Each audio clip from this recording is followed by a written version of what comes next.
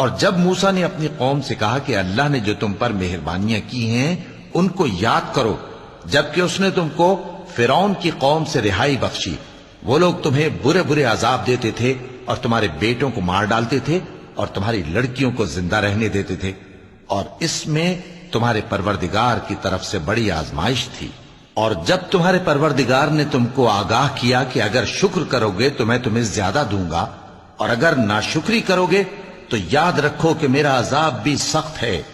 اور موسیٰ نے صاف صاف کہہ دیا کہ اگر تم اور جتنے اور لوگ زمین میں ہیں سب کے سب ناشکری کرو تو بھی اللہ بے نیاز ہے، قابل تعریف ہے۔ بھلا تم کو ان لوگوں کے حالات کی خبر نہیں پہنچی جو تم سے پہلے تھے،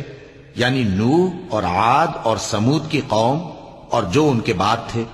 جن کا علم اللہ کے سوا کسی کو نہیں۔ جب ان کے پاس ان کے پیغمبر نشانیاں لے کر آئے تو انہوں نے اپنے ہاتھ ان کے منہوں پر رکھ دیے کہ خاموش رہو، اور کہنے لگے کہ ہم تو تمہاری رسالت کو تسلیم نہیں کرتے، اور جس چیز کی طرف تم ہمیں بلاتے ہو ہم کو اس میں بھاری شک ہے۔ ان کے پیغمبروں نے کہا، کیا تم کو اللہ کے بارے میں شک ہے جو آسمانوں اور زمین کا پیدا کرنے والا ہے؟ وہ تمہیں اس لیے بلاتا ہے کہ تمہارے گناہ بخشے اور ایک مدت مقرر تک تم کو مہلت دے۔ وہ بولے